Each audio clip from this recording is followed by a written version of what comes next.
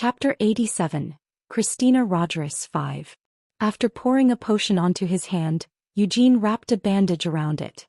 If he wanted to return to the castle, he needed to climb back up the steep cliff with his hand like this, but that didn't prove too difficult for Eugene.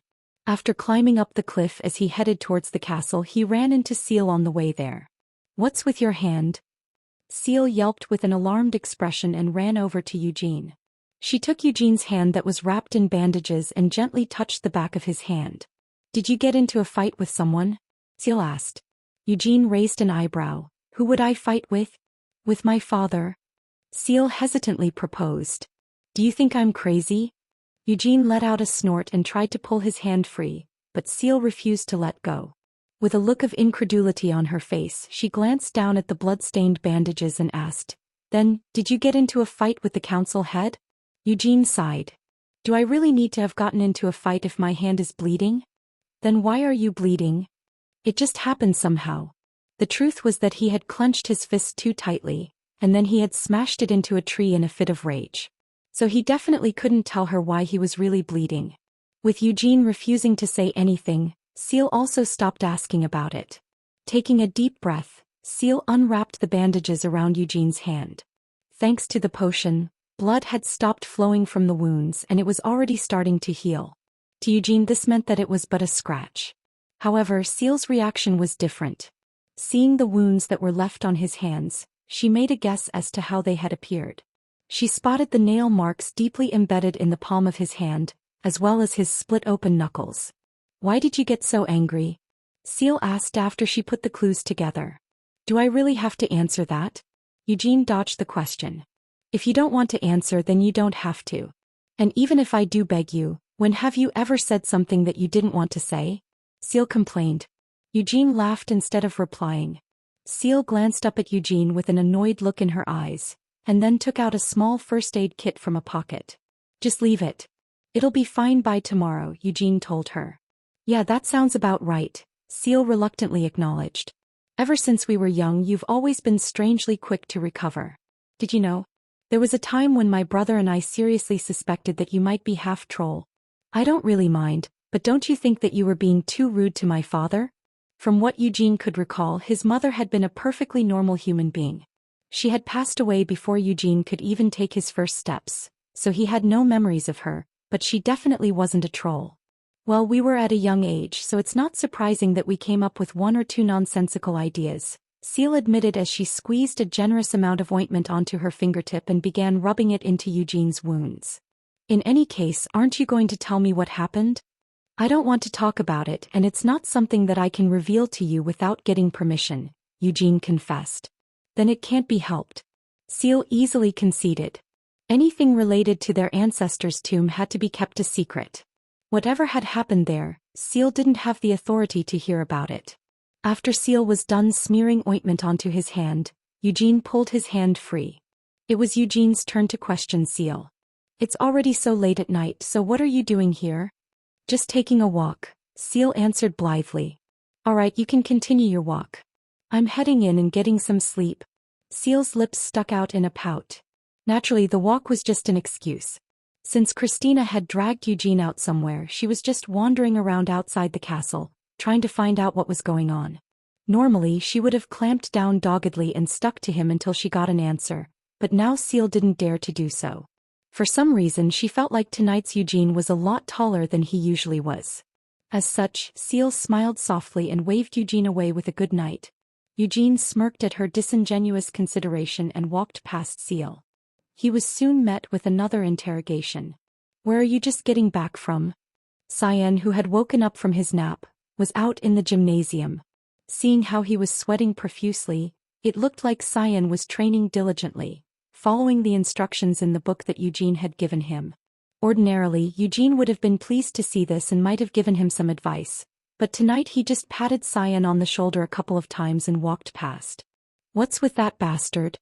Cyan cursed with a disgusted expression on his face, but just like Seal, he didn't persist in looking for an answer. Instead, he just tilted his head and stared at Eugene's back with concerned eyes as the latter entered the castle. Without even washing up, Eugene returned to his room. After casually tossing the cloak of darkness aside, He sat down on his bed and lost himself in thought for a few moments.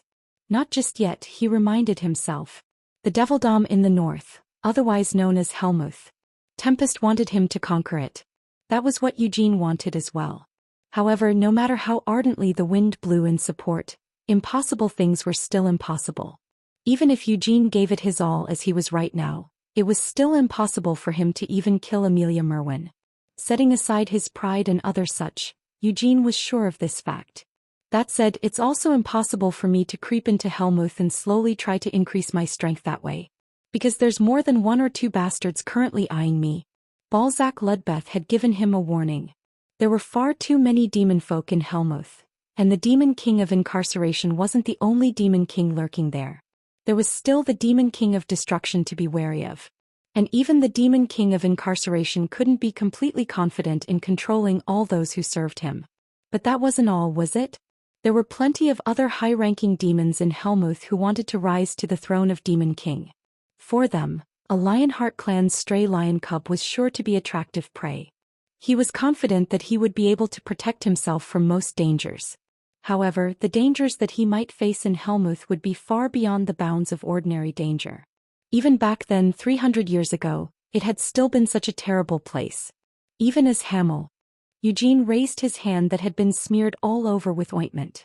I need to surpass my old self. 300 years was a very long period of time. While Hamel was considered dead, the demon folk of Helmuth were sure to have gotten even stronger. But I can't do it alone. He needed Sienna. Eugene took out the leaves of the world tree that he kept in one of his pockets. The next morning, Eugene draped his cloak over his shoulders. He was feeling pretty refreshed. He hadn't had any dreams and had slept soundly. Now he was just hungry. Looks like it's all better, Eugene said with a smirk as he glanced down at his unmarked hand. He roughly groomed his stray bed hair and then left his bedroom. A servant was waiting outside for him. Young Master Eugene. Breakfast is. Don't need it. Eugene interrupted the man. Without stopping, Eugene walked down the hallway only for the servant to keep following him. There are guests waiting for you on the lower floor, the servant informed him. I know, Eugene replied with a laugh. He headed down to the first floor and kicked open the door to the drawing room. Someone asked him as soon as he entered, "Did you sleep well?"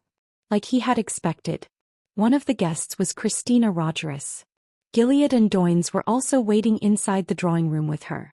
After Eugene bowed his head towards them, he sat down opposite Christina.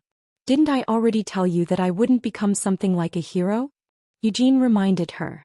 The divine revelation has entrusted me with this mission to support you, Christina insisted, picking up her teacup with a soft smile. As such, it doesn't matter what your plans might be, Sir Eugene. As the saint, I must accompany you. Aren't there any other options? Eugene asked, tilting his head to the side. I prefer items of material value over empty things like recognition. Doesn't the Holy Empire have anything that they can give me? Isn't the Holy Sword enough already? That already belongs to the Lionheart clan in the first place. Strictly speaking, the sword still belongs to the Holy Empire, and is only being kept in the Lionheart clan's treasure vault for safety. However, since the God of Light has approved of you, you should be able to be recognized as the master of the Holy Sword. After taking another sip from her teacup, Christina set her teacup down. Just like the Great Vermouth. Like I said, I'm asking if there's anything else apart from the Holy Sword? Eugene persisted. I already told you this yesterday, but while the Holy Empire does recognize Sir Eugene as the next hero for your own safety, they cannot announce it to the world just yet, Christina reminded him. This was only understandable. Even 300 years ago, after Vermouth had been proclaimed as the hero, he had to face a whole lot of troublesome issues once he had become the master of the Holy Sword. However, if Sir Eugene comes with me to the Holy Empire, I'm sure that the Pope, as the representative of God, will grant you whatever you desire, Christina promised. Fine then, Eugene said as he reached out and grabbed one of the cookies that had been set there as refreshment. I don't need anything else. But Lady Christina, can you tell me how useful you are? Huh. Christina made a questioning noise. I'm asking if you're useful, Eugene repeated himself. As a saint candidate, seeing as you were even able to become an auxiliary bishop, you should at least be considered an exceptional priest, right? So how good are you at using holy magic? Although I'm not sure what type of level Sir Eugene is expecting of me, I'll give it a shot. Christina accepted his challenge and lifted a finger. Eugene's eyes narrowed as he looked down at the cookie he had been holding. At some point, the cookie that Eugene had been holding in his hands had turned into a loaf of bread. As a saint, I should be able to accomplish miracles of such a level, Christina boasted proudly.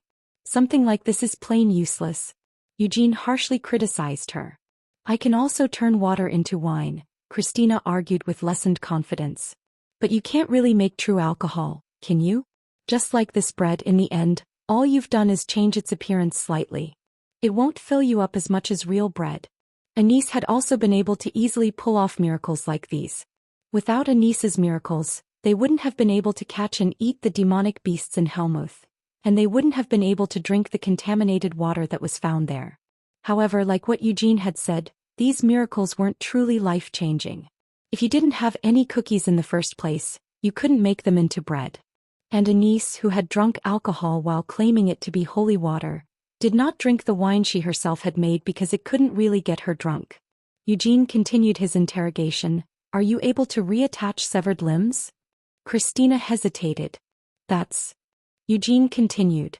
Can you regenerate the blood lost from a wound? Christina was left dumbstruck by these absurd demands. Can you reform a pulped eyeball? That is impossible. The smile had disappeared from Christina's face.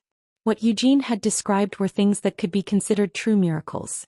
In the entire history of the Holy Empire, the only one capable of performing such miracles was the faithful Anise, who had accompanied Vermouth on his journey. Currently, it's impossible for me to perform a miracle on the same level as Lady Anise. However, I too have been appointed as the saint. Someday I will be able to perform miracles just as amazing as those of Lady Anise, Christina claimed, regaining her confidence. Is that so? Eugene asked doubtfully. Anise had truly been special. So while this was disappointing for Eugene, who wasn't able to use healing magic, being accompanied by Christina wasn't such a bad thing. At the very least, he would have an extra hand in dealing with injuries. Lord Patriarch, Eugene said, finally turning his head towards Gilead and Doynes. Since they had chosen to come in without even knocking, Eugene had responded by just treating them as part of the scenery while he had been addressing Christina. However, the two of them didn't seem to be annoyed by this. Although they could have scolded Eugene for being rude, neither of them seemed to want to blow this matter up into a big deal. At least that was what Gilead was thinking. Eugene had always been a free-spirited kid ever since he was young. However, now that a saint had come looking for him in order to declare him a hero, it was only natural that his emotions might be a little high-strung. Eugene immediately requested, about the holy sword in the treasure vault, would it be all right for me to borrow it for a while? Gilead polished his teacup as he considered this for a few moments. He was still a bit uncertain as to how he should deal with this whole issue in the first place. First, there was the fact that his ancestors' remains hadn't been found in the Great Vermouth's tomb.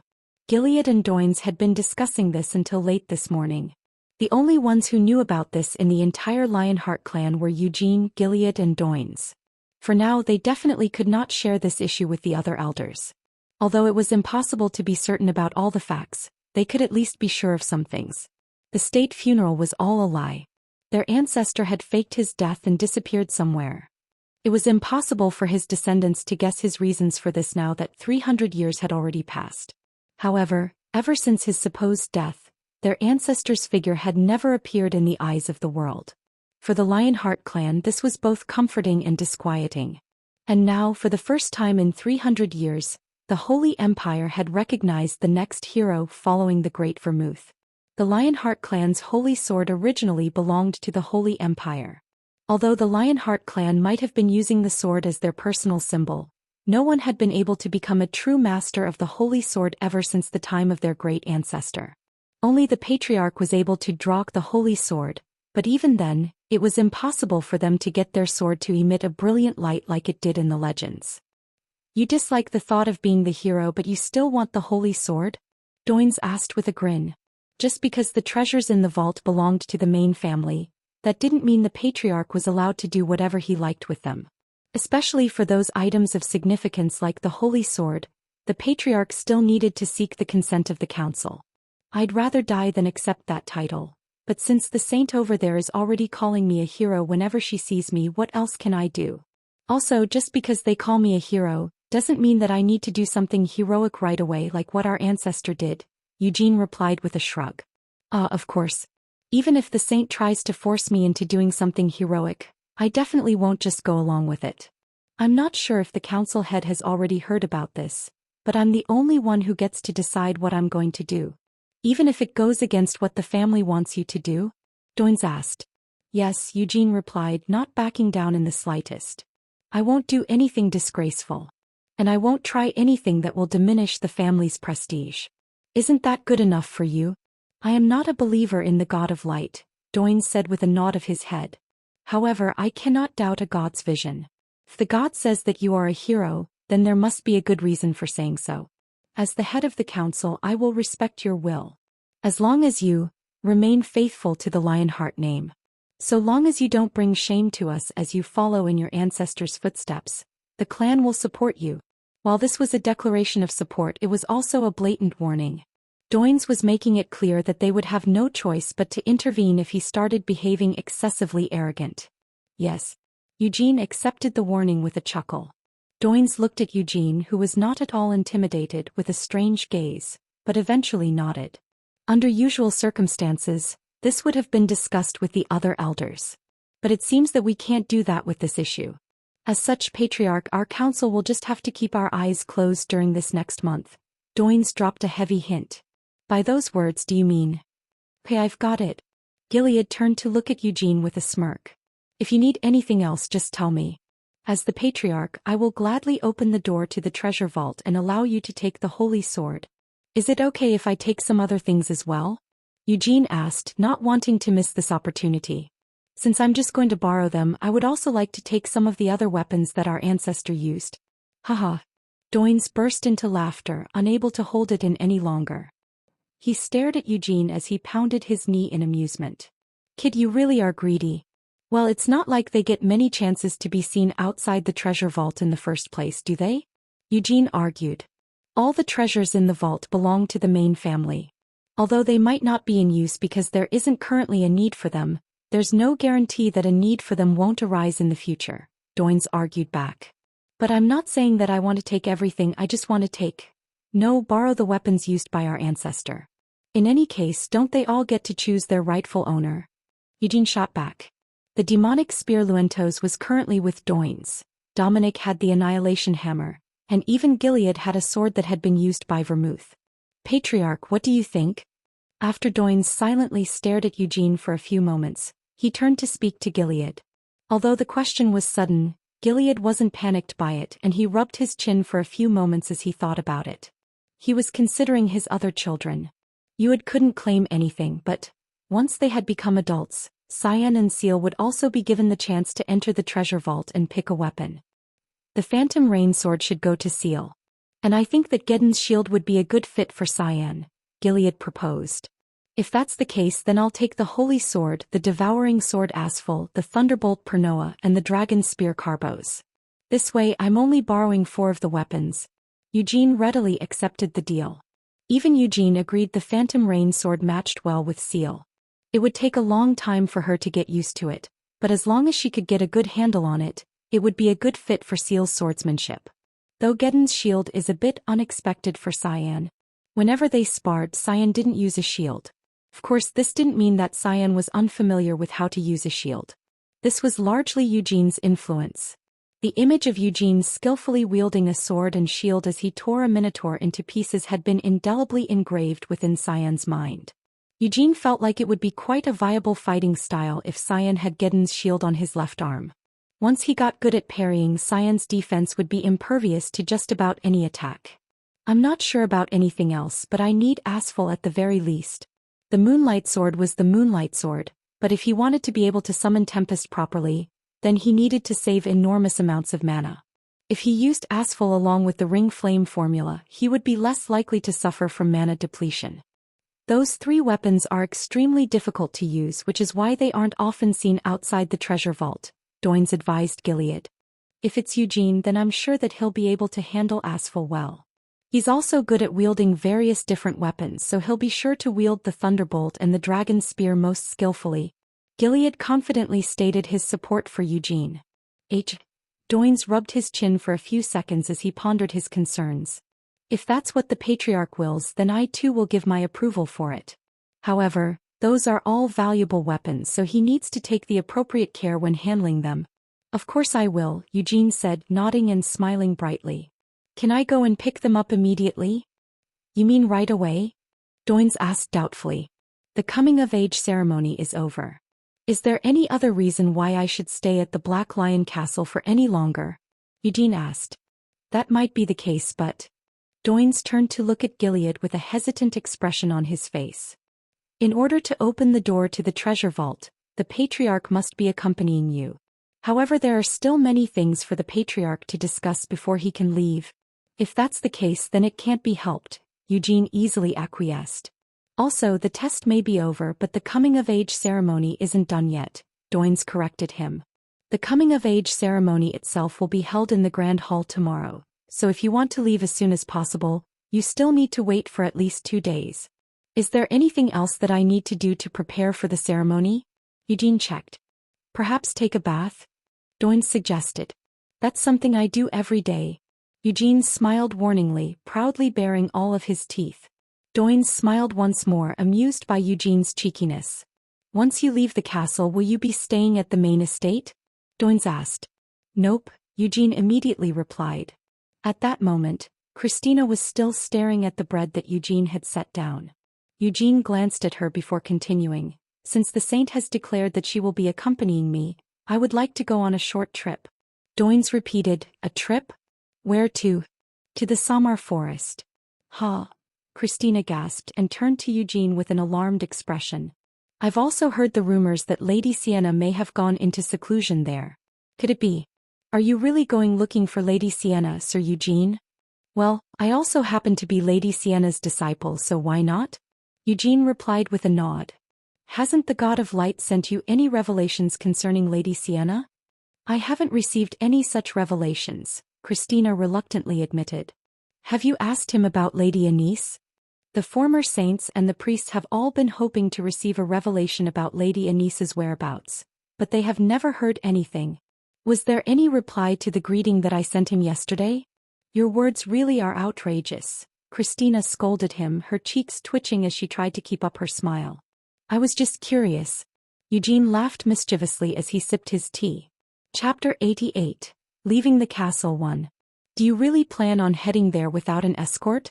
When Eugene told him that he was planning on heading south, instead of asking for Eugene's reasons, Genos couldn't help but first question his lack of an escort.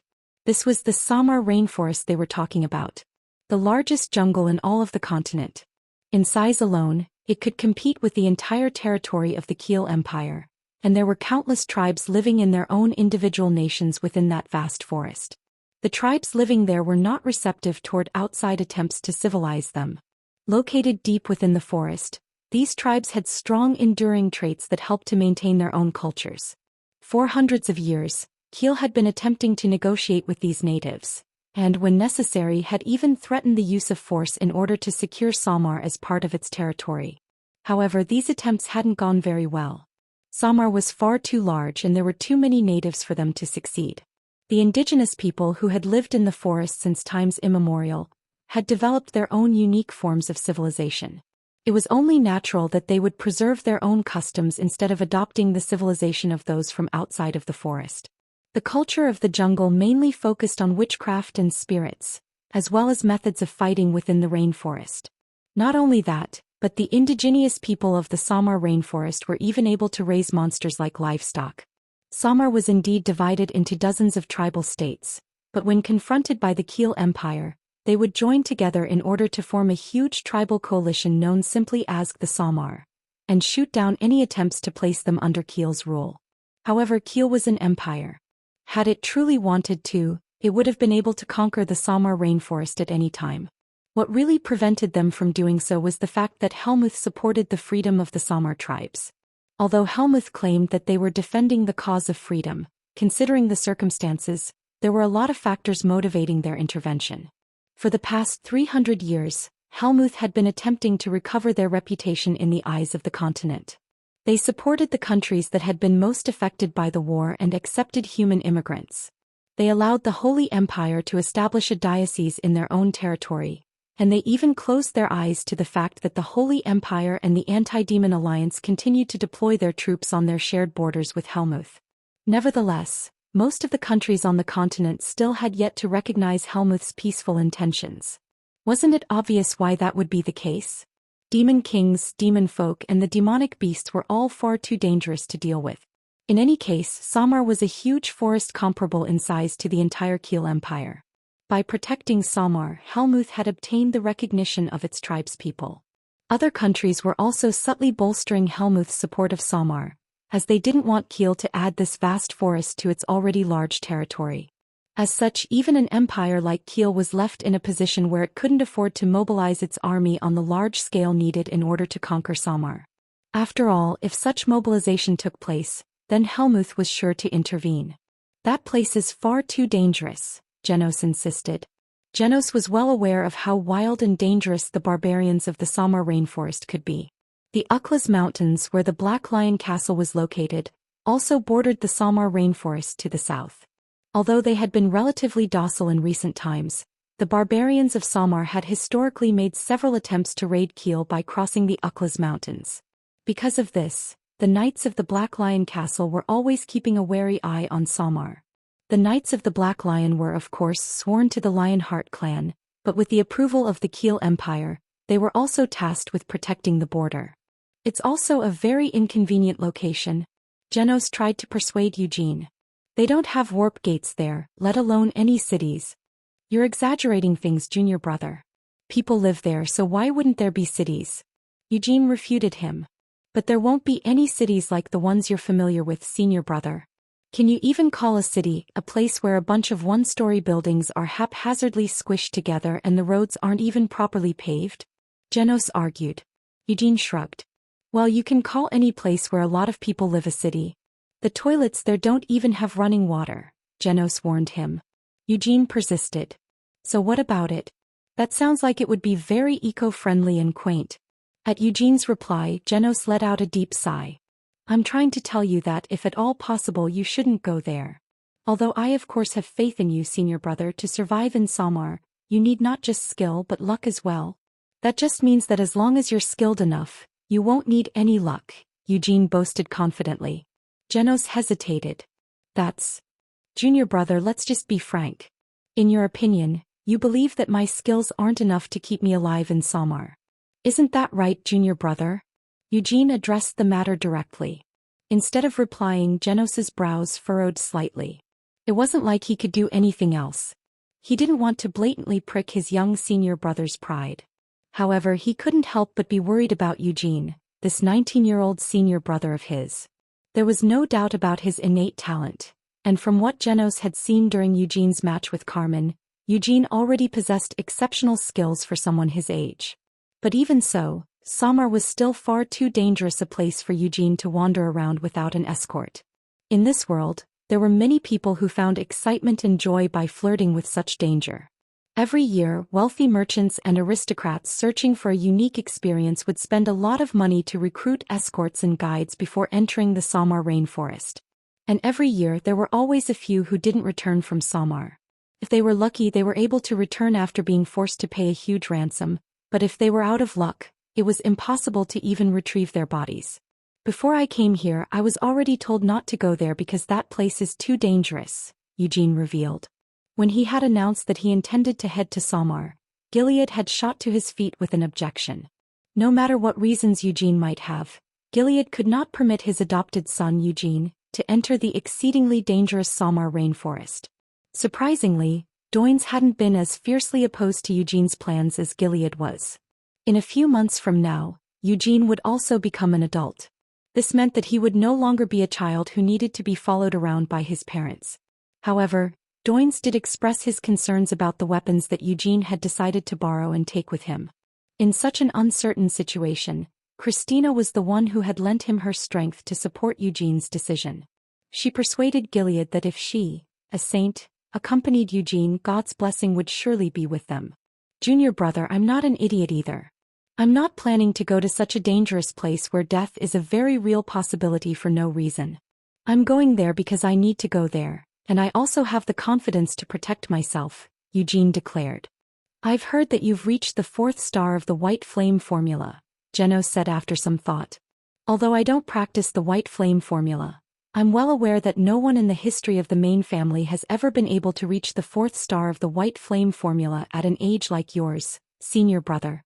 I am pretty amazing, Eugene stated arrogantly. On top of that, I've even learned magic. Would it be alright if I check just how skilled you are, senior brother? Genos proposed. Eugene raised an eyebrow. And if you decide that my skills aren't good enough, junior brother? Then I will stop you from going to such a dangerous place, Genos solemnly promised. Eugene burst into laughter and got up. Well now. If I say no, then it seems like this junior brother of mine won't truly be able to respect me as his senior brother. In that case it can't be helped. Shall we get started then? Let's head down to the gymnasium first, Genos proposed. Although it might just be a light spar so long as we're going at it seriously, then we'll need an impartial observer. I'll go get one and meet you there. It looked like Genos was trying to make it impossible for Eugene to wriggle out of their deal. Eugene chuckled and nodded his head. As your senior brother, there is no way I would go back on my word to my junior brother. It's just better to be sure, Genos answered evasively. Shortly afterwards, everyone gathered at the gymnasium. The elders were led by Doines, the patriarch Gilead, and even the captains of the Knights of the Black Lion were present. Looking around at all the people standing outside the gymnasium, Eugene let out a whistle. Aren't there way too many observers here? Eugene noted. Since the number of spectators had increased, Eugene left out Genos's title of junior brother. While stripping off his dress shirt and tossing it aside, Genos replied, the only one that I asked to serve as an observer was the patriarch. However, once they heard that you and I were going to spar, a lot of people seemed to be interested in watching Eugene. This was only natural. On the one hand, Genos Lionheart was one of the strongest warriors in the Knights of the Black Lion, alongside the likes of Dominic and Carmen. On the other hand, there was Eugene Lionheart. Even though he was born to a collateral branch, he had been adopted into the main family due to his one-of-kind talent. In many ways, he had left an unprecedented mark on the history of the Lionheart clan. Instead of live blades, let's use these wooden swords, Genos proposed. Eugene asked, what about sword force? If we use that, what would be the point of switching to wooden swords? It will be safer for the both of us if we limit the use of mana solely to our own bodies, Genos said as he picked his wooden sword. Eugene likewise selected his own wooden sword. Indeed, even without using a real sword or sword force, their level of strength was enough to shatter bones. And that was before even mentioning what they could do with mana enhancement. As such, they had both armored their bodies with a mana shield. The rule was simple. The moment that one of their mana shields was pierced and one of them was injured, it would count as their defeat. What about magic? Eugene asked once more. If you feel like you need to use it, then go ahead, Genos allowed. Since I don't think that what Sir Genos wants to see from me is my skill in magic, I won't use any spells, Eugene promised with a grin. Without reacting to this response, Genos tightened his grip on his wooden sword and stepped backwards.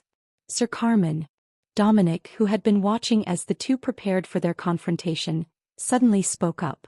Stroking his chin, he glanced sideways at Carmen and continued speaking. As someone who has fought with both Sir Genos and Eugene, what do you think of this spar? The two of them are similar, Carmen muttered as she chewed on the end of an unlit cigar. She then held the cigar between her fingers and crossed her arms as she elaborated. If you don't factor in his magic, it's impossible for that brat Eugene to face Genos. Or at least that's how it rightfully should be, but honestly I'm not sure. You're not sure? Dominic repeated. Sir Genos is not in a position where he can perform at his best. This is just a spar, so he can't risk killing or crippling his opponent, especially when that opponent is an heir of the main family. Carmen couldn't be certain of how this spar would play out. It was because she had a strange feeling, one that was difficult to explain. A parrying technique that was able to divert all attacks. Such a skill could even be said to be Genos's specialty. However, Eugene could also use a similar technique. In fact, the techniques shared by these two were so similar that she had even begun to suspect that Eugene was Genos's disciple, or had at least been taught by him. Carmen hesitated. However, in terms of finesse, it seemed absurd, but, having personally faced both of their techniques, she felt that Eugene's finesse in executing the technique was far above that of Genos. When she had faced Eugene, Carmen hadn't used her full power. However, the attacks she had thrown at him were powerful and heavy enough that it should have been impossible for a 19-year-old brat to deal with them. She had vowed to defeat him within a minute after all. Yet, let alone a minute, she wasn't able to defeat him even after 3 minutes had passed. No, she hadn't even been able to really push him, even though Carmen hadn't been going easy on him. Eugene had shown absurdly high levels of mana control, and he had been able to divert all of her attacks. His technique surpassed even Genos's. Come on then. Genos conceded the first blow. Eugene might be his distant senior, but such generosity was still justified. Eugene smirked and took up his stance. That's just fine with me. I've been wanting to take a good look at it. In regards to the damn Hamel style that Vermouth, that son of a bitch, had sorted out and taught his descendants, Eugene had also become familiar with it after reading the notes that Genos had written for him. But even if he hadn't read it, Eugene couldn't help but be familiar with it. All 10 moves in the Hamel style were based on techniques that had been used by Hamel after all. Although that was just in his immature childhood. Eugene judged, in terms of technique I'm superior. I've taken the Hamel style apart and corrected it for him, but Genos probably won't be able to adapt the techniques that he's practiced for decades so quickly.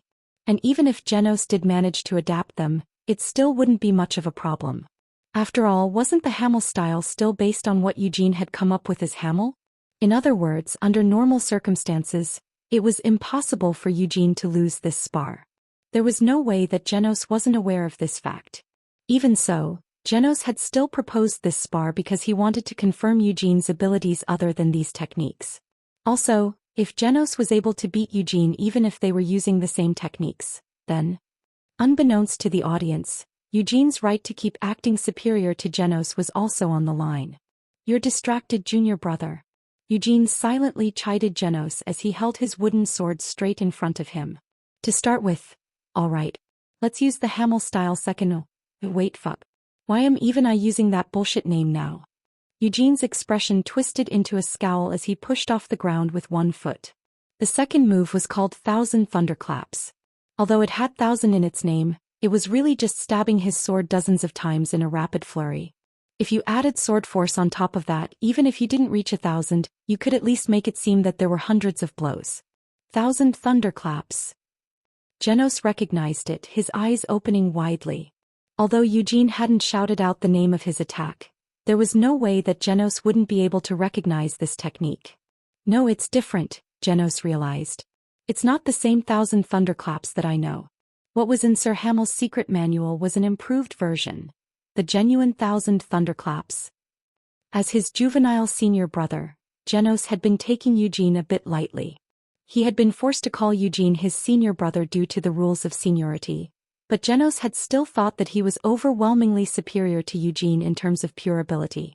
However, after seeing the genuine 1,000 Thunderclaps being used by Eugene, Genos could no longer continue to believe that his own skill was so massively superior.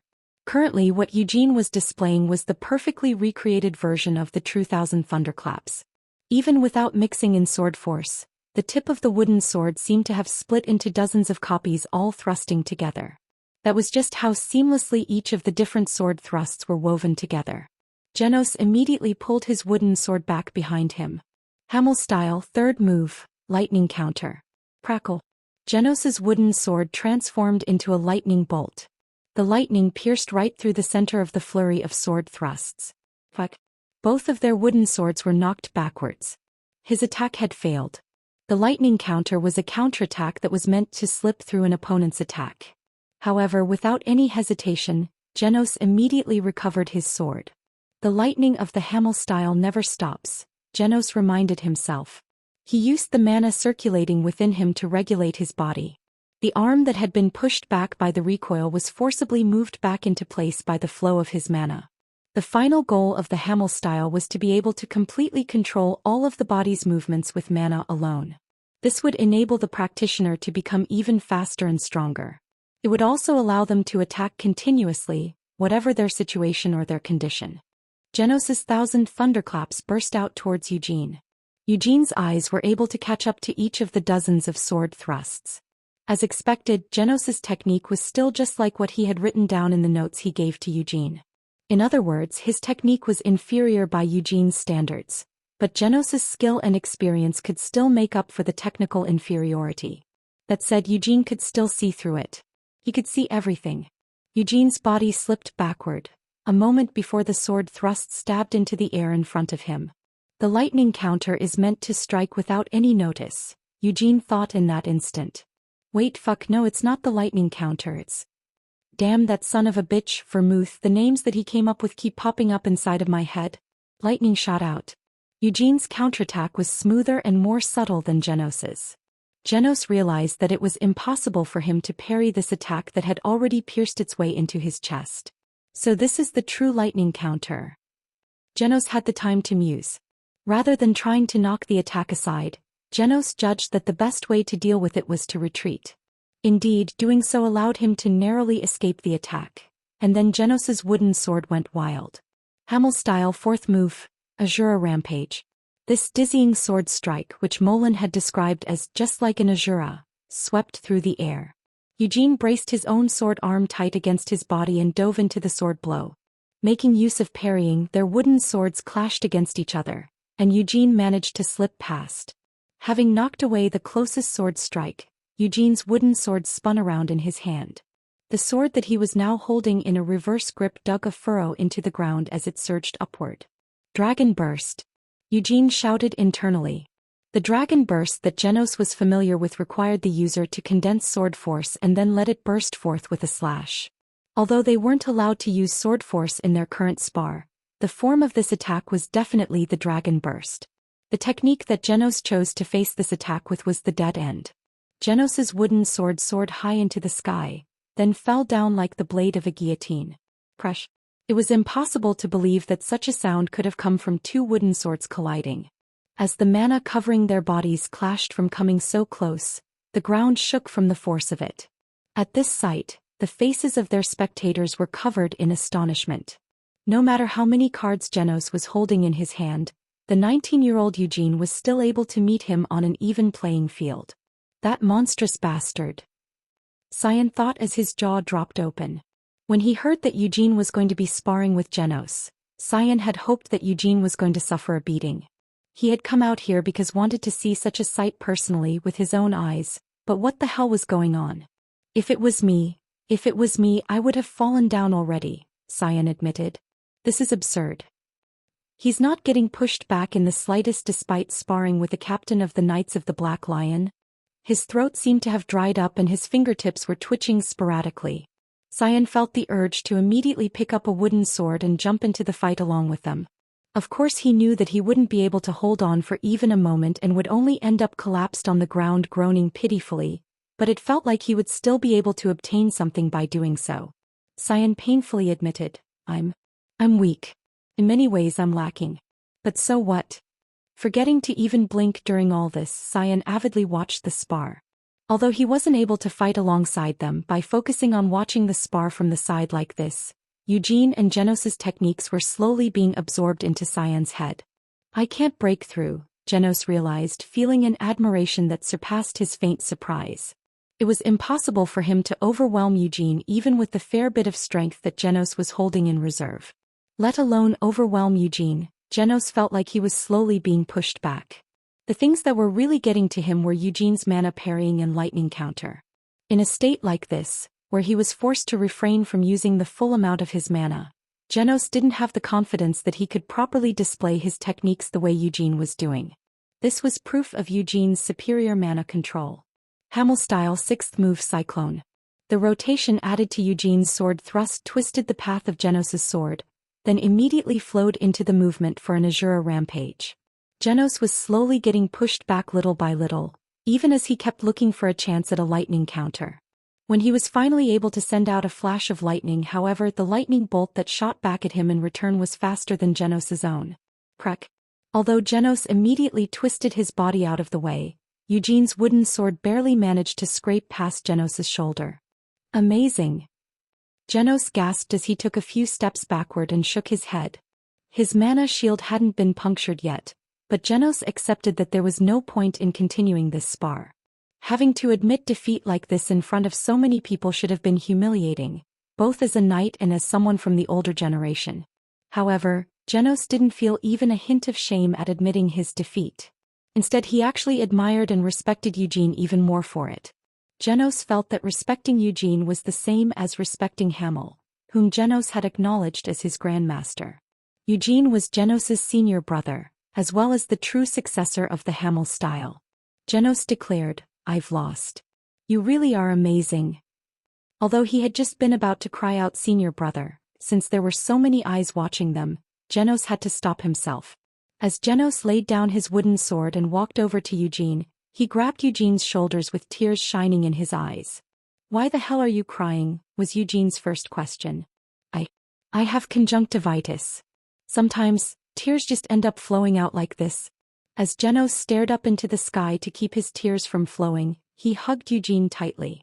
This was quite embarrassing behavior, but, seeing how passionate Genos's tears were, Eugene just couldn't bear to push him away. "That's great." Carmen sighed as she admired the passionate embrace of the two men, as well as Genos's chivalry in being willing to admit that his far younger junior had defeated him. She put the cigar that she had been holding in her hands back into her mouth. Then she took off her leather gloves and started clapping. Clap, clap, clap, clap, clap, clap. Once Carmen had started clapping, everyone else who had been watching started clapping as well. Even Cyan, who had pinned his eyes wide open as he watched the spar, clapped vigorously as he felt a burning passion in his chest. "Eugene, you might be an adopted son, but you will surely become the pride of the entire Lionheart clan," Gilead thought to himself in admiration of Eugene. When Eugene had said that he wanted to go to Samar, Gilead had felt like he definitely couldn't allow Eugene to go there. That was why, once he had heard that Eugene would be sparring Genos with this trip on the line, Gilead had been willing to come here and act as an observer. In his heart he had been hoping for Eugene's defeat. If need be, Gilead had even been prepared to intervene midway and announce Eugene's defeat as quickly as possible. He was determined to protect his son from going to such a dangerous place even if it meant resorting to such measures. But he hadn't been able to do that. There wasn't any chance for him to do so. Although he had already seen some of it during Eugene's match with Carmen, this time he was able to properly assess how much Eugene's skill had grown over the years. Right now, Eugene was no longer a young lion that needed to be sheltered in his embrace and protected. He was a mature lion that wouldn't face any problems even if it left the pride to become independent. Indeed, I wasn't mistaken about him. Guillaume also felt deeply moved. From when they had first met at the main estate, Guillaume had sparred with Eugene several times over the years. Although he had also taught swordsmanship to Cyan and Seal, he hadn't actually been able to teach Eugene anything. The child had already known how to do everything before Guillaume had even started teaching him. No, it wasn't just that. Whenever they had held those types of spars, Guillaume had never once felt like he had held the upper hand over Eugene. He now couldn't help but admit that it wasn't just a feeling, it was a fact. That boy had been born with an unbelievable instinct for battle. He could make accurate judgments no matter what the situation, and his body reacted immediately. "I have a bad feeling about this," Seal thought sulkily. Although she was clapping, her eyes were looking somewhere other than Eugene. Specifically, she was looking at Christina Rogeris, who was staring intently at Eugene with her hands clasped in front of her chest instead of applauding. Those eyes seemed to contain an emotion that was completely different from either admiration or astonishment at Eugene, though Seal couldn't really figure out what that feeling was. As such, Seal couldn't help but dislike Christina. Chapter 89, Leaving the Castle 2. Perhaps because of how unusual it was to hold it at the Black Lion Castle, the Lionheart coming-of-age ceremony this year was particularly majestic. However, apart from that, it wasn't particularly special and it didn't take all that long either. Although the blessings delivered by elders were all worded slightly differently, their contents were practically the same. Don't shame the Lionheart clan and take responsibility for your own actions. Of the three siblings, Cyan had been appointed as the representative. This was because Uad wasn't able to attend, and also because Cyan was the closest in line to inheriting the position of patriarch. Without hiding his heightened emotions, Cyan placed his hand on his chest and swore an oath. Eugene and Seal stood a step behind Cyan and repeated the words of Cyan's oath along with him. And just like that, the coming-of-age ceremony was over. Although there are a few months left until we're legally adults, since we've already had our coming-of-age ceremony, you could pretty much say that we're all grown up, Cyan claimed with a confident nod as they were on their way back to the castle keep. Placing his hand on Eugene's shoulder, Cyan made an offer. In that case, should we go grab a drink together, brother? You really are a pretentious prick, Eugene snorted and brushed off Cyan's hand. Cyan's expression twisted into a pout, as if to deny that he had ever been anything like pretentious, and he pressed on. So how about it? Won't this be our first time grabbing a drink? I've gone drinking before, Eugene informed him. Cyan faltered. What did you say? When? While I was in Aroth, Eugene explained. Cyan's eyes trembled in shock at this casual reply. There had once been a time when Cyan was going through puberty that Cyan, like many other boys, had started to think that some unhealthy habits were really cool. The 15-year-old Cyan had come to admire the wandering knight-errants that appeared in many sagas. The drifters who were kind to the weak and merciless to their enemies. Badasses who wore sloppy old cloaks, enjoyed alcohol and cigarettes, and brooded in their solitude even as they received the love of many women. However, the only women to be found in the main estate were the servants. For Cyan, these servants were viewed first as the dependents of his family and only then as women. This meant that they couldn't be treated as objects of his affection. As such, Cyan had given up on the love of women, and instead had tasked his servants with getting him some cigarettes and alcohol. It was obvious that if he tried to smoke and drink in his room, he would be caught by that terrifying mother of his and really be in for a scolding. Since the knights and the family servants sometimes went to smoke in the back of the storerooms, Cyan felt there would be little risk of getting caught if he hid in the gymnasium's storeroom. In the midst of the dusty room, he had leaned his back against an old wall and sucked on a cigarette. Then, instead of pouring the incredibly harsh whiskey into a glass, he tried to take a big gulp straight from the bottle. But just before he could do so, Eugene had kicked open the door of the storeroom and stomped in. Egwene proceeded to beat Cyan up until the cigarette that he had just lit finally burned out. But that damned bastard didn't just stop at beating him. Eugene even grabbed Cyan by the ear and dragged him over to Ancilla. Then Cyan proceeded to get scolded by his mother as well. You really dare to look me in the eye, even though you scolded me for trying to drink before I became an adult, when you actually drank alcohol in Aroth? Cyan growled in rage. Eugene shrugged. It's not like I went drinking because I wanted to. You son of bitch. Cyan cursed, his shoulders heaving as he struggled to contain his anger. About that auxiliary Bishop Christina, Seal interrupted them. There's something suspicious about her. Eugene turned to face her. What are you talking about all of a sudden? Like when you and Lord Genos had your match yesterday and today at the coming-of-age ceremony as well. She was looking at you with a strange gaze, Seal accused. Instead of Eugene, she might have been staring at me. Cyan, who had just been in a fit of rage, started to smile brightly as soon as the talk turned to Christina. After all, I was the protagonist of today's coming-of-age ceremony. As for you two, well, you were just supporting characters meant to prop me up. Don't you agree? I was the one who recited the oath after all, and I was also the one standing up at the front.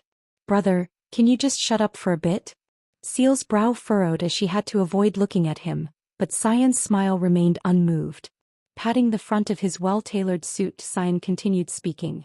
Although I had already noticed this when we first met, Auxiliary Bishop Christina truly is quite beautiful. It might be because she's a saint candidate, but though it's difficult to describe, there's an air of sacredness that seems to flow off of her. Christina had not revealed that she had become a full saint to anyone else. Likewise, she also hadn't revealed the fact that Eugene had been selected as the hero, nor that he and Christina would be leaving for the Samar rainforest. Gilead and Doynes also hadn't made any of these facts public. As it was, this matter was too important to treat lightly, so the fewer people knew about it, the better. Didn't you feel it too? That auxiliary Bishop Christina, she's paying so much attention to you that it just feels strange. As she asked this, Seal glanced down at Eugene's fist. Christina wasn't the only one acting strange. Just 2 days ago his fist had been bleeding profusely, though currently not a single wound remained. Seal could still clearly recall the overbearing atmosphere that Eugene had been exuding at that time. I guess she just likes me, Eugene replied, his expression showing how little he cared about it. Cyan laughed at these words as if he found them ridiculous, but Seal couldn't be as cheerfully oblivious as Cyan. She tilted her head to the side and stared at Eugene. I guess you had fun during your secret rendezvous with her? Do your jokes really need to sound so sarcastic? Eugene riposted. So, I heard that you will be returning to the main estate tomorrow? Is there any reason why you want to return so quickly? Cyan has said that he'll be staying in the castle until next year, so why don't you stay here as well and get in some of that crazy training of yours? Seal suggested. Cyan had admirably decided to stay at the Black Lion Castle for some training. He had made this decision because of the battle between Eugene and Genos. Although the knights of the main family were excellent, it was true that they would be found lacking when compared to the captains of the Knights of the Black Lion.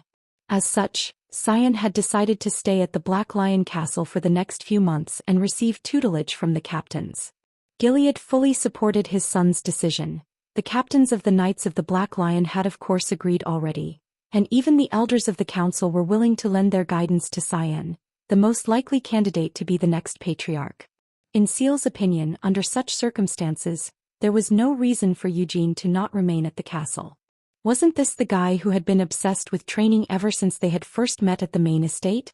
It just so happened that the Knights of the Black Lion also counted many high-ranking wizards among its members, and there were even captains who were good at using various weapons and techniques. But even with all that, Eugene had decided not to stay at the castle. Only her brother, who had been with her ever since they were born, would be staying in the castle with her. Seal was deeply disappointed by this fact. On top of that, they say that Auxiliary Bishop Christina will also be leaving on the same day that you leave. Seal sharply brought up another issue. We just so happen to be leaving at the same time. If we leave separately, that just means we have to warm up the warp gate twice. Since when did you care about something like that? Seal asked. Eugene returned with a question of his own. Why are you being so suspicious? It's not like there's even any grounds for your suspicions. I heard that you will be going on a trip after you've returned to the main estate. Where are you going? Seal changed the subject. I haven't really decided on a destination, I just want to go out and see the world, Eugene claimed. Together with the auxiliary Bishop Christina? Seal had been quick-witted ever since she was young and had already noticed something was going on. While staring intently at Eugene, she continued, after you all returned from the tomb, Father and the council head have been showing unpleasant expressions. And that goes for you as well. I can't see how that could possibly be connected with me supposedly going on a trip with auxiliary Bishop Christina. Eugene responded evasively. That's right. Lady Christina isn't such a free person, so why would she ever travel with him? Cyan immediately agreed with Eugene's words and eyed Seal doubtfully. Little sister, you should just be honest. You really want Eugene and I to stay in the castle with you, right? Brother, please just shut up for a moment, Seal pleaded exasperatedly. Cyan turned to Eugene. Since she's already said so much, can't you just stay with us? You can still go on your trip later. In the end, the point was that Cyan also wanted Eugene to stay at the castle with them.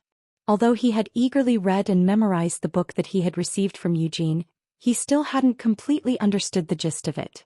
As such, Cyan wanted to continue learning a bit more from Eugene.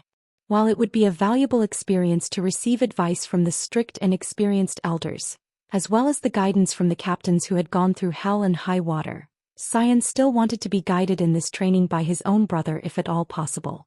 It hasn't been that long since he's returned, so why is he thinking of leaving again? Cyan thought to himself with some hurt feelings. Returning after 3 whole years only to leave them again.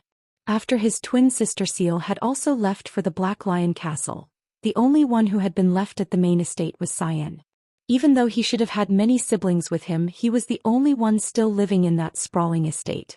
Of course, Cyan was so busy and involved in his training during that time that he didn't even have a moment to spare to feel lonely, but if at all possible he still wanted to be with his siblings.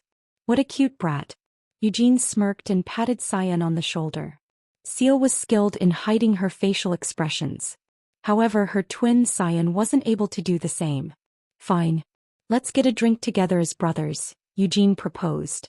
I'm also going to drink with you, Seal insisted. What about your duties? Eugene asked. I'm not scheduled for anything today, so it's fine. After saying this, Seal pouted her lips. So are you really leaving? Yep, Eugene easily confirmed. Once Eugene had made up his mind, he rarely ever changed it. That was how he had been in his previous life, and that was how he was now. Although it might be quite fun to spend a few months in the castle, there was a reason for which he needed to go to Samar. A reason why it needed to be prioritized over everything else. He needed to find the elven village that was hidden somewhere within that vast rainforest. As for whether he would really be able to find Sienna there, he wasn't certain. Perhaps, just perhaps, she might have died long ago. As such, he needed to find the village of the elves as soon as possible. If he managed to get there, he would know exactly what kind of state Sienna was in.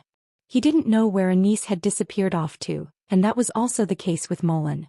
Although that fool had still been sighted 100 years ago, he had suddenly declared that he was going into retirement and had disappeared. Molan's descendants, the royal family of Roer, fully respected their former king's retirement. Eugene might be from the Lionheart clan, but if he suddenly went looking for them and asked them to tell him where the previous king was, there was no way that the Roer royal family would grant his request. From Akron he had followed this path leading to Sienna. From Hamel's grave to the leaves of the world tree. Now he needed to find the elven village, somewhere in the Samar rainforest. It can't be helped, Seal conceded, sensing that she definitely wouldn't be able to change Eugene's mind. She let out a long sigh and scratched her head in frustration, then she changed the subject. This is the first time we'll be drinking together. Since you're leaving tomorrow, let's also commemorate the end of our coming-of-age ceremony. So if we're going to drink, then we should at least drink something good. Something good? Cyan repeated, his eyes widening at these words. Lady Carmen has an extremely expensive wine stored in her display case. According to the Knights of the Third Division, not only is the wine's price high, but it's also extremely difficult to obtain, Seal explained. There's no way that Lady Carmen would give us such an expensive wine, protested Cyan. Don't worry about it.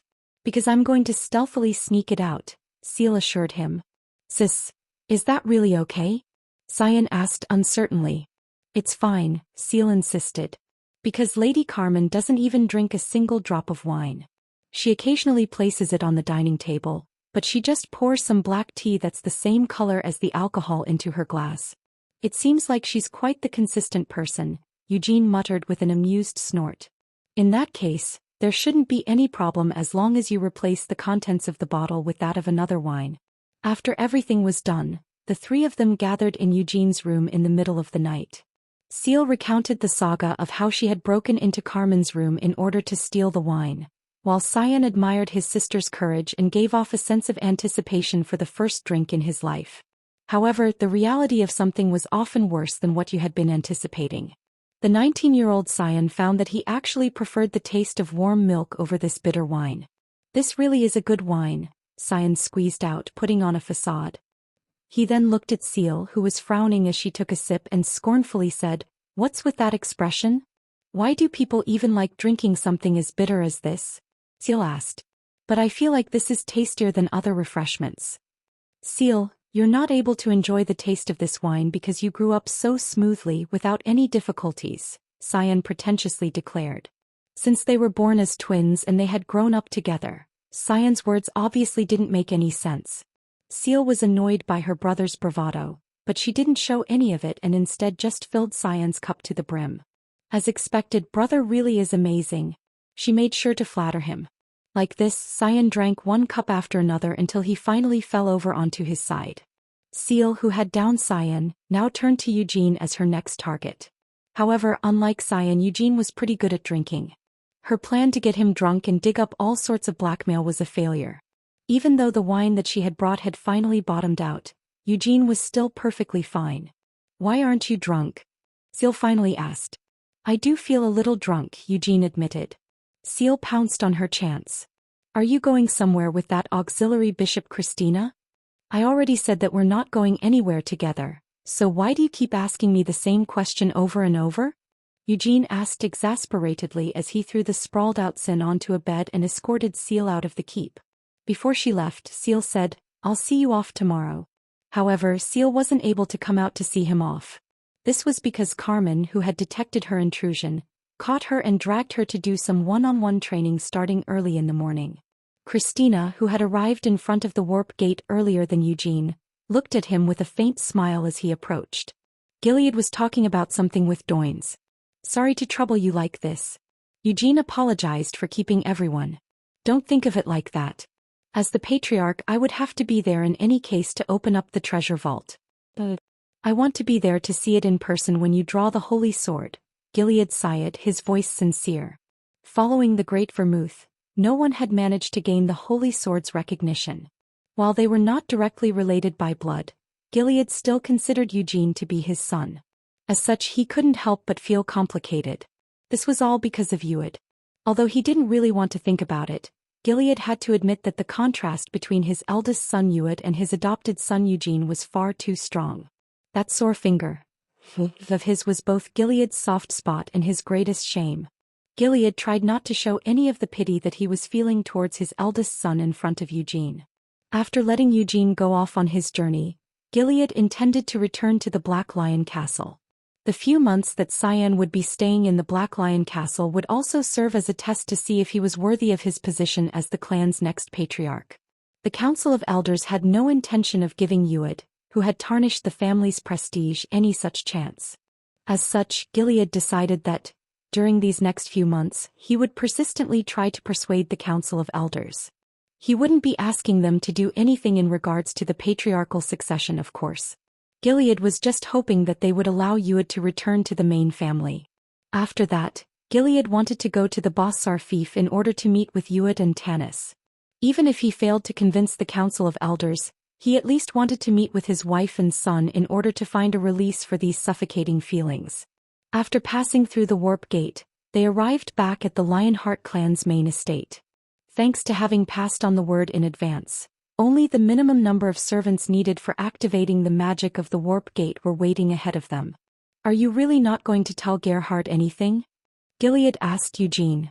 If I told him that I was going to Samar, my father would grab onto me and beg me not to go while drowning me with tears and snot, Eugene explained. He definitely would do that, Gilead nodded with a bright grin. But isn't it only natural for a father to worry about his son? Do I also make you worried, Sir Patriarch? Eugene asked. Of course.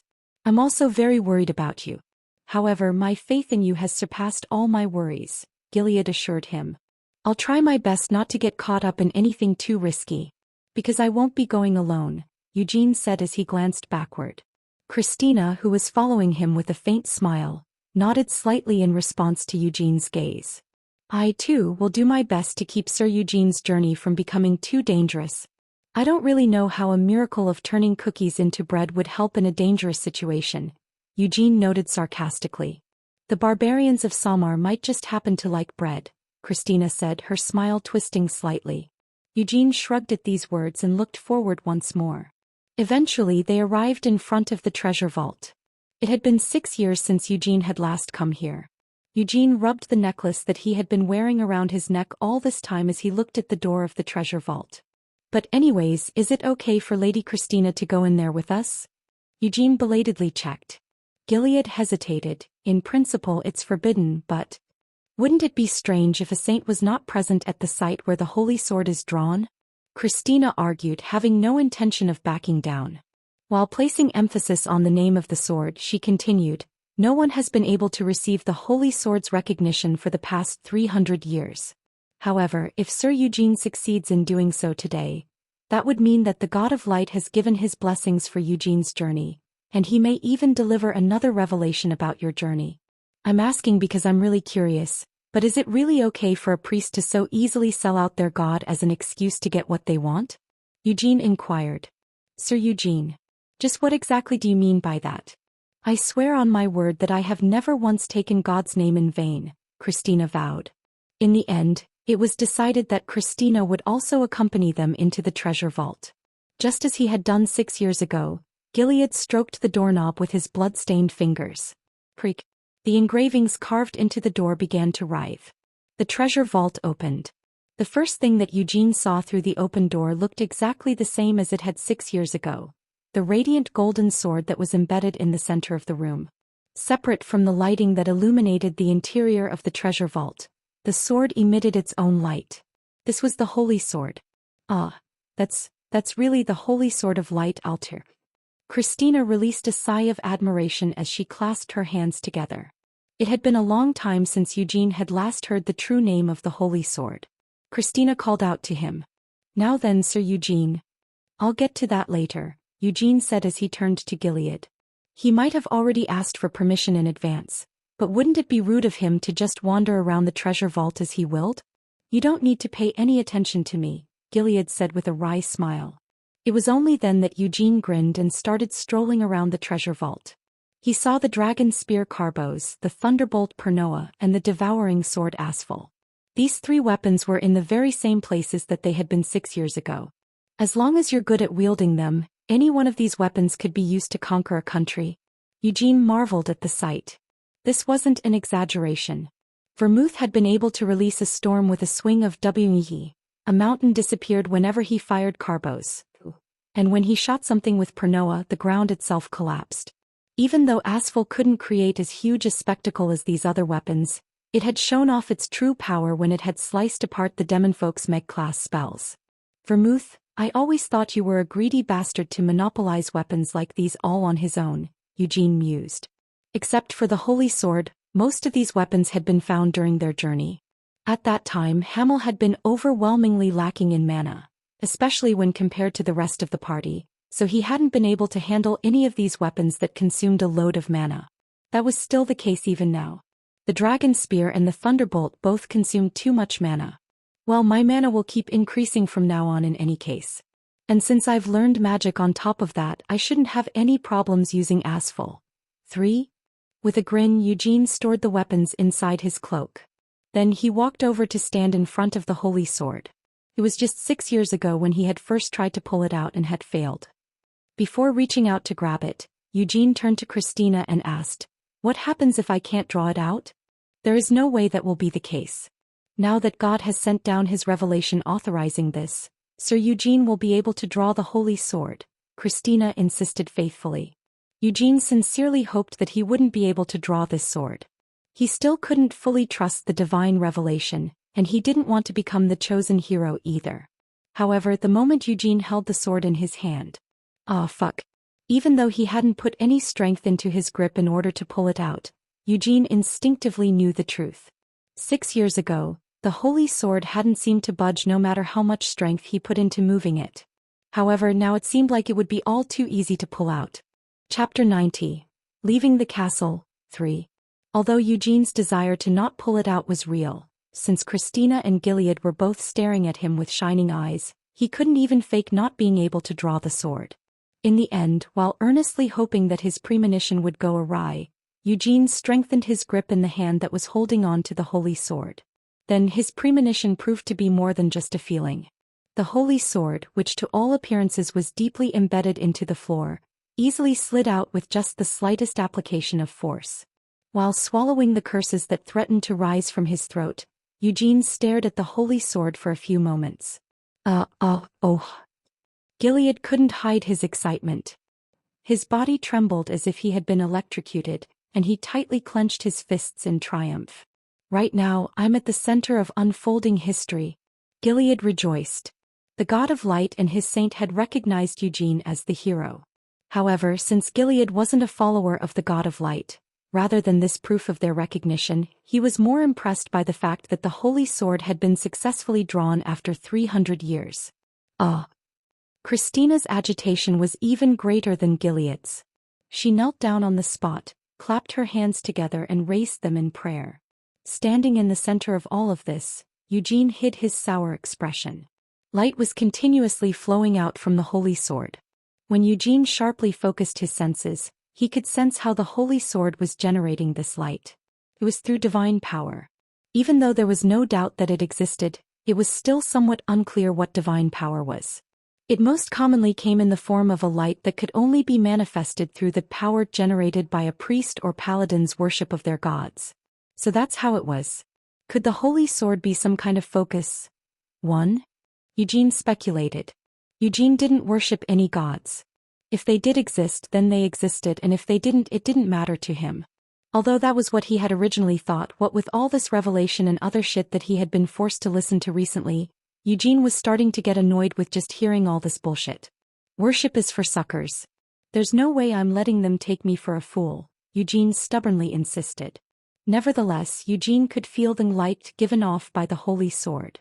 Despite not having the slightest investment in the religion, he could still sense the Holy Sword's divine power. Eugene infused his mana into the Holy Sword. As if responding to his mana, the divine power expressed in the form of light wrapped around the blade. By doing this, Eugene had created a blade of sword force that used divine power instead of mana. Ah! Katrina, who was still kneeling, exclaimed in admiration. While staring at the light that had engulfed the Holy Sword, she spoke in a trembling voice. "What a dazzling brilliance it has." Eugene hummed thoughtfully, paying no attention to Katrina's awe. All of his focus was concentrated on the Holy Sword. The sword's brilliant glow wasn't simply for the sake of providing illumination. Eugene was well aware of what a powerful and oppressive effect that this pointlessly flashy sword had on the demonic races. "It's a power completely different from mana," Eugene observed. He might not have a religious bone in his body, but just by becoming the master of the Holy Sword, Eugene was able to make use of such an intense divine power.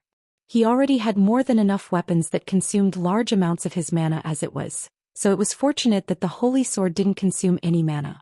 In other words, this meant that the sword was a very fuel-efficient weapon.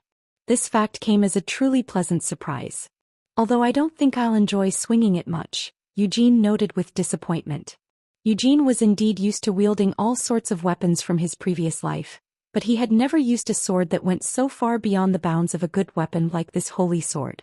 Rather than a sword meant to be swung in battle, the Holy Sword looked more like a ceremonial sword meant to be used when knighting someone and other formal ceremonies. However, at the end of the day it still had a sharp edge. Eugene probably wouldn't enjoy using it, but it would still be well worth it to keep it with him as an insurance. "Sir Eugene, haven't you heard something like a voice calling to you?" Christina asked. "What are you talking about all of a sudden?" Eugene raised an eyebrow as he returned the question. "The Holy Sword Altair is a sword that the God of Light personally forged and bestowed upon this world long ago," Christina recited. "This was part of the founding mythology of the Holy Empire of Eurus.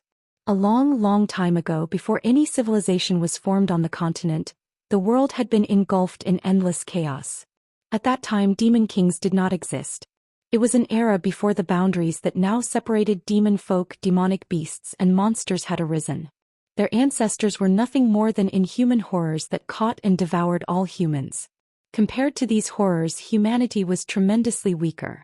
The embers sparked by the humans could only be used to light some fire and grill some meat, but it was impossible for them to light up the darkness that came once the sun had set.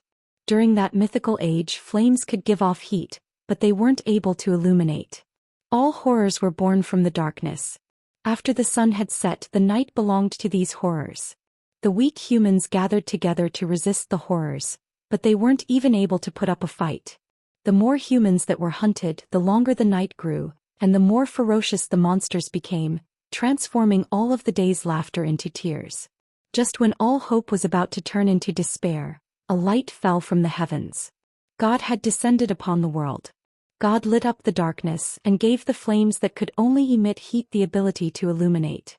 This myth, the creation myth of the Holy Empire of Eurus, was undoubtedly arrogant. They truly believed that the current world could only have been reached because the God of Light had descended. They claimed that all other gods were merely the children of the God of Light. The God of Light created a sword from his own blood and flesh in order to light up the darkness. Altair was the God of Light's first child, and the most brilliant beacon that our God has left in order to protect this world, Christina religiously intoned. This was, to a certain extent, a myth solely belonging to Eurus. Every other country had its own separate founding myth. However, Saint Christina had no intention of recognizing the validity of any other founding myth. Christina continued. "In other words, this means that the will of our God still resides in Altair. 300 years ago, the Great Vermouth became Altair's master, thus fulfilling God's revelation." Even though dozens of rebuttals came to mind, Eugene merely let out a grunt and continued to silently listen to Christina. The reason why the hero was able to overcome all the hardships that he faced while wandering the world was all because Altair was there to show the hero the right path. If it hadn't been for Altair's revelations, even the Great Vermouth wouldn't have been able to defeat the 3 demon kings, Christina confidently proclaimed. Eugene had been intending to listen quietly while keeping his opinions to himself, but he couldn't hold on any longer. As Eugene laughed in disbelief, Gilead too found himself laughing along with Eugene. If what Saint Christina is saying is the truth, then you're claiming that our ancestor was just fighting as the holy sword instructed him to? Gilead asked sharply. It probably didn't go so far as instructions on how to fight, but he definitely must have received the holy sword's assistance, Christina insisted. Saint Christina, since you weren't born 300 years ago, how can you even be sure of this fact? Eugene challenged. Not being born 300 years ago, doesn't that apply to you as well, Sir Eugene? Christina retorted. This cheeky brat. Eugene barely managed to swallow the words that he was seconds away from spitting out. It's quite a creative fabrication. The holy sword's support? It did indeed do an impressive job as a torch, Eugene thought to himself sarcastically. Vermouth had never once spoken of the holy sword giving him a revelation. Anise had also never said anything about the holy sword having that kind of power. Well, since neither of us was born 300 years ago, there's no way that we'll be able to know the truth. However, who in the world told you that, Saint Christina? Eugene inquired. These facts are passed down to me through the scriptures, Christina answered. Eugene frowned. The scriptures? Aren't you already aware of the scriptures, Sir Eugene? The founder of your Lionheart clan, the Great Vermouth, is someone who is revered as a saint even within the Holy Empire. Could it really be that you have never read about the Book of Vermouth, even though you're a member of the Lionheart clan? Christina asked in disbelief. Unable to reply immediately, Eugene shot a glance at Gilead. Gilead coughed in a low tone and spoke up. That's, regarding the Book of Vermouth, the religious overtones it carries are so strong that it isn't really authorized by the Lionheart clan. Christina gasped. But that's... Well, I also tried to read it once when I was young, but the contents were so absurd that Eugene trailed off awkwardly as he recalled what he had read. Leading the refugees to stand in front of the sea, Vermouth lifted the holy sword while chanting the holy words and split apart the sea. The book was packed full of such bullshit. The contents were even more ridiculous than what was recorded in the fairy tale. Now that I think about it, there was definitely something like that in it, Eugene realized. My apostle Vermouth, my blessing will guide your arm, so illuminate the darkness with the light of God. There should still be limits on what kind of bullshit they could claim. It wasn't just the Lionheart clan who disregarded the Book of Vermouth. The book was also dismissed by historians. This meant that the book was actually treated as being less reliable than a fairy tale book meant for children. Christina changed the subject. So then, Sir Eugene, you haven't heard any revelations coming from the Holy Sword? Eugene hummed as he focused his concentration while staring down at the Holy Sword. Christina cried. Have you received a revelation? Eugene reluctantly admitted. For a moment there, I heard a voice in my head, but I'm not really sure if it was a revelation. What did that voice say to you? Christina demanded.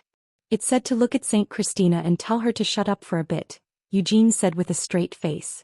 Christina's eyes widened at these words. While clenching her skirt tightly in her fists, she rose up from her seat. Please do not borrow the name of God in order to insult me, Christina huffily demanded. Didn't I already say it in advance? That I wasn't really sure if it was a revelation, Eugene defended himself. Doesn't that just mean your head is full of rude thoughts towards me?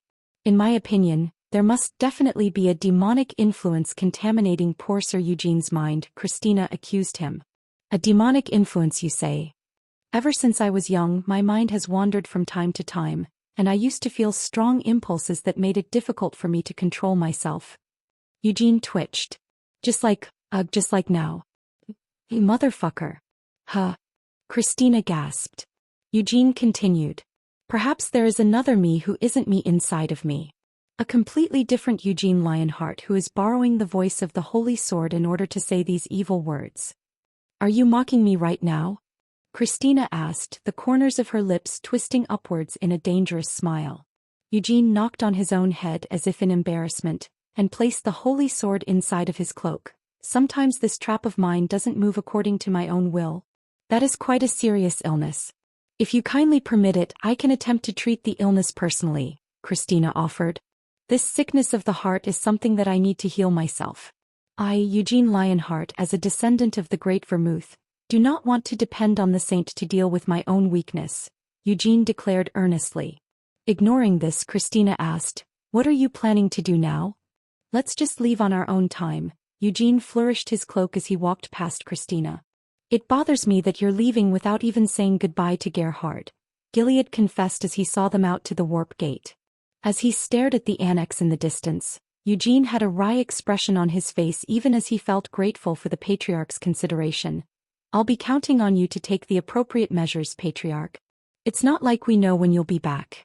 Even if it is me, I can't just keep lying to Gerhard for years, Gilead pointed out. If that ends up being the case, then please give this letter to my father on the last day of the year, Eugene requested as he handed Gilead the letter that he had written the day before.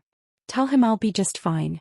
I have the confidence to take care of myself no matter where I go, and I even have a great God protecting me on my journey. Gilead hummed in agreement, though rather than the God of Light's protection he placed more trust in Eugene's own capabilities. Saint Christina will be going with him as well, Gilead reminded himself before saying, Eugene, I'm trusting you. Thank you so much, Eugene said with a grin before extending a hand to Gilead. It might be a bit late at this point to ask you something like this. Is it okay if I call you uncle, too? What? Gilead uttered in shock. Eugene seemed embarrassed. Well, my father is still alive and in good health. And aren't you a few years older than my father? So I thought it would be okay to call you uncle. Although Eugene had reached out for a handshake, Gilead pulled Eugene into a close embrace and said, no matter what you call me, I've thought of you as my son ever since 6 years ago. Thank you so much, Eugene repeated.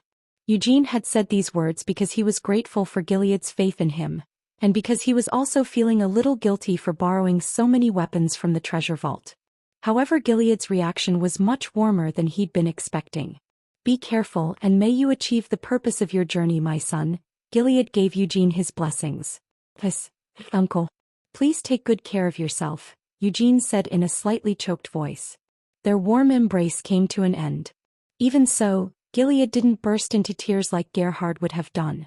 All Gilead did was keep his back straight and stick out his chest as he saw off Eugene. However, to Eugene, that shining gaze of his felt just as burdensome as Gerhard's tears. Still, it didn't feel so bad being seen off like this as he left on his adventure. In his previous life, there weren't many times when he had received such a fond farewell. There is no warp gate leading to Samar, Christina spoke. After we pass through the southern border of Kiel, we will have to walk the rest of the way. Were you aware of this? Well, roughly, Eugene shrugged. Does that mean you haven't made any travel plans? Isn't that the case for you as well, Saint Katrina? It seems that I've prepared more diligently than you, Sir Eugene, Christina said as she gave him a faint smile. First of all, it would be for the better if you don't use your personal identity card, Sir Eugene. Because I'll receive a lot of attention? Eugene confirmed. Yes, Christina nodded. But it will be difficult to forge an identity card, and the checkpoints are pretty strict about identification, especially when we're crossing the border, Eugene brought up cautiously. However, from the moment that they crossed the border, they would no longer be bound by the need for an identity card. The public safety in Samar was so bad that it couldn't even be compared to a ghetto, and the identity cards that were so common to the other countries on this continent didn't see any use there. You don't need to worry about passing through any checkpoints, Christina assured him as she pulled something out from the inside of her robes and handed it over to Eugene. Presenting him with a blank identity card, she continued speaking, the priests of the Holy Empire travel all over the continent. During their journeys, high-level priests often attract unwanted gazes. So they carry fake identity cards with them as they travel? Eugene asked curiously. You won't meet any trouble even if you do find yourself needing to use it, Christina said confidently. Eugene grinned and took the identity card. Before passing through the warp gate, Christina showed Eugene how to register the blank identity card. The method for doing so wasn't difficult, nor did it take too long. A new identity could be created immediately by placing a blood-stained thumb on the identity card and memorizing the name that would be used as his alias. So now that it's been created, does that mean that the Holy Empire will eventually register this identity? Eugene asked. And with that, our identities should be safely secured, Sir Eugene, Christina confirmed. We will be posing as missionaries traveling to Samar. Eugene raised an eyebrow. You don't really intend to proselytize the natives of Samar, do you? If possible, I would like to try and preach to them, but unfortunately the indigenous people of Samar do not respect the god of light, Christina said with a bitter smile. That was just the reality of the situation. Most of the zealous priests who traveled to Samar in order to proselytize their religion and serve their gods never returned. After you declared that you were going to Samar, I did my own independent research on Samar, Christina informed him. So what did you find out? Eugene asked.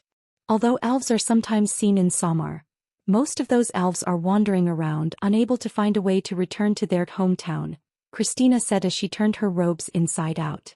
A few years ago the dark elves of Helmuth began trickling into Samar and making contact with these wandering elves. If you want to find the village of the elves, you should try and meet with some of the wandering elves, just like what the dark elves are trying to do. It had only been a few days since Eugene had informed her that he intended to go to Samar. In that short amount of time and without even leaving the Black Lion Castle, she had managed to complete her own investigation.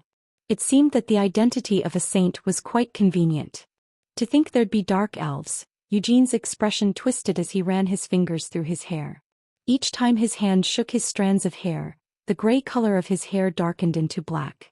After even the Lionheart sigil embroidered into his surcoat had been removed, Eugene also altered the appearance of his cloak. I don't have any good memories of those pests. 300 years ago, while they were wandering through Helmuth, he had gone through countless near-death crises. But among those, there was one moment in particular that stood out. It wasn't from their battles with the demon kings, or from when his face was almost cut in two by the incarceration's blade. It was before that. Back when he had met Iris, the demon king of Fury's adopted daughter, a dark elf called the Rakshasa.